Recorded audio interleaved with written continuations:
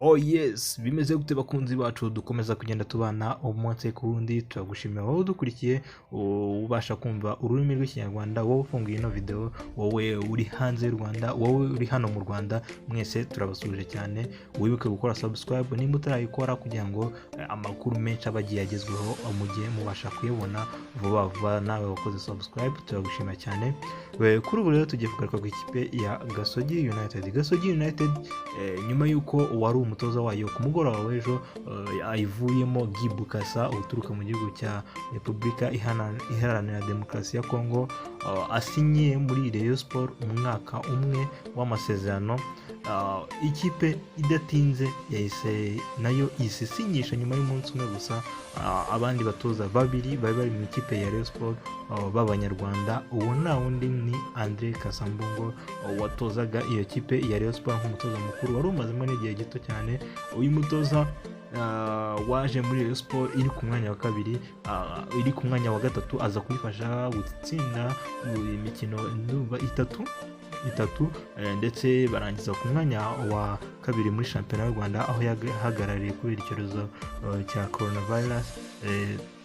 Uyu mutoza yaje gutandukana n'iyo kipe ya Rayon Sport, akaba amaze gusinya ikipe ya Gasogi United umwaka umwe muri rusange. Uyu mutoza ntabwo yaje wenyine, ahubwo yaje aho agomba kungirizwa na Kirasa wamenyekanye cyane nawe mu ikipe ya Kiyovu Sport, Kirasa Alelero.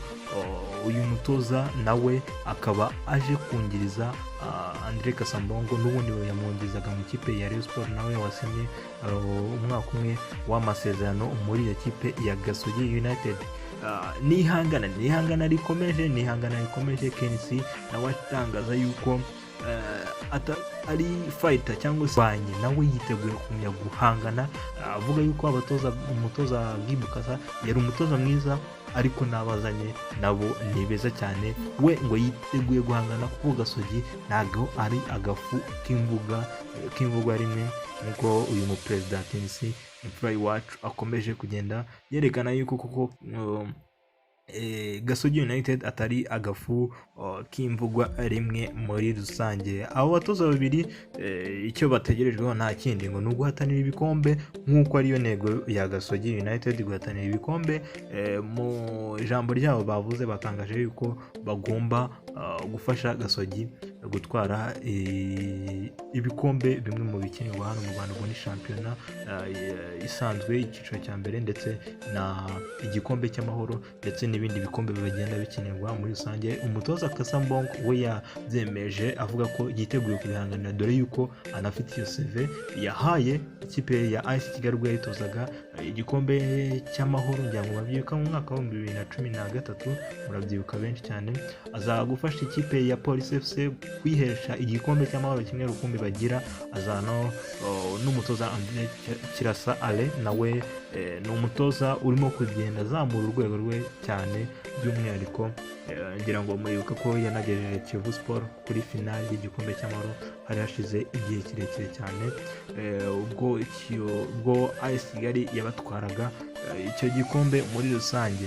Gasogi biravugwa yuko iza no gusinyisha n'abandi bakinnyi, harimo umunyezamu ufatiraga Rayon Sport, uwo nta wundi ni Andre Mazimaka, nawe ushobora gusimbura Kwizo Olivier. Bivugwa yuko ashobora kwerekeza mu ikipe ya Rayon Sport muri rusange. Byose rero nibyo tugomba guhanga amaso tukareba aho bigomba kwerekeza, kuko Gasogi nayo yiteguye guhangana cyane. Wari umuhango wabereye ku cyicaro gikuru cya Gasogi mu buryo bugezweho, navuga ngo bwo gushimira n'iyi kipe ikoze agashya, aho umuhango wo gusinyisha abatoza bayo bashya byagaragaye live kuri televiziyo y'iyo kipe ya TV1 ndetse na YouTube channel yabo ya Gasogi United.